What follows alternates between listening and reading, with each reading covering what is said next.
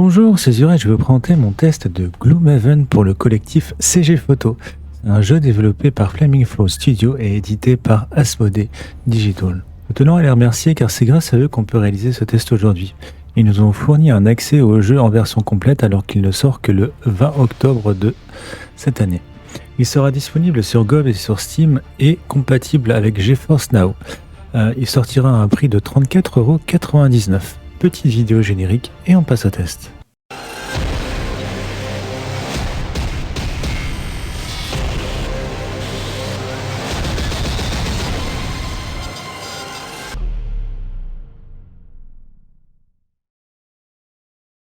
Gloomhaven est avant tout un jeu de plateau reconnu qui a eu un énorme succès via Kickstarter. Il a été acclamé par les joueurs et par la presse, il a reçu plusieurs prix. Le jeu vidéo est adapté donc de celui-ci. C'est un RPG tactique au tour par tour qui mélange un peu du roguelite.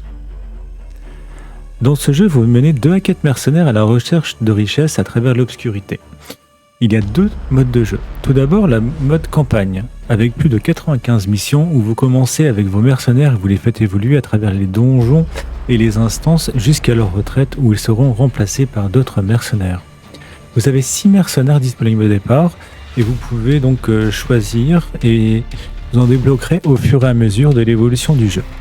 Vous vous déplacez de votre ville vers les lieux de quête où vous aurez des événements où vous aurez 2 choix. Ces choix en fait peuvent vous faire gagner de l'argent, de la réputation, mais aussi vous en faire perdre, comme des équipements, des cartes.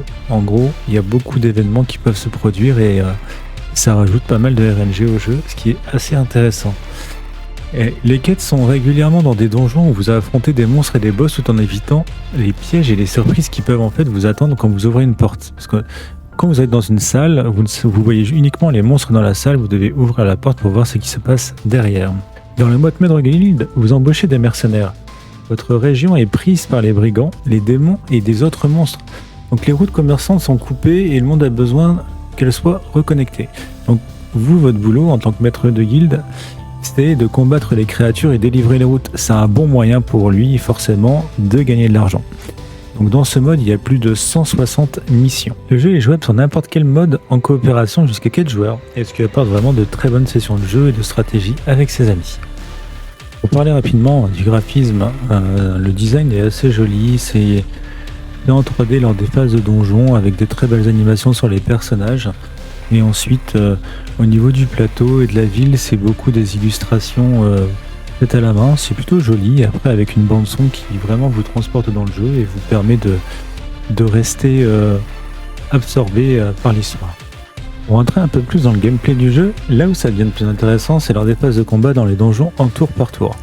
Chaque personnage en fait possède un nombre de cartes qui détermine les actions que vous allez pouvoir réaliser, comme une attaque, un déplacement ou le loot. Sachant que le loot, c'est important, ça vous permet de gagner de l'argent et donc de faire évoluer votre équipement. Donc à chaque début de tour, vous choisissez 2 cartes. Une où vous utiliserez l'action de la tranche supérieure et la seconde carte où vous utiliserez l'action du bas. Et ces cartes possèdent des points d'initiative qui, une fois en fait combinés, vous donnent un score d'initiative pour savoir qui va attaquer le premier. Et ce qu'il faut savoir, c'est que dans ce jeu, dès que vous utilisez une carte, cela a des conséquences sur la suite du donjon. Dès qu'une carte elle est brûlée, donc plus ou moins utilisée, vous ne pouvez plus l'utiliser jusqu'à la fin de la mission. Bien sûr, elle reviendra pour les missions suivantes et les autres donjons. Tout est question donc de gestion de votre carte, de vos cartes et de votre vie. Avant chaque mission, vous passez par la ville et votre repère pour, si vous le souhaitez, améliorer vos équipements et monter de niveau. En effet, vous ne pouvez pas monter de niveau en dehors de cette ville.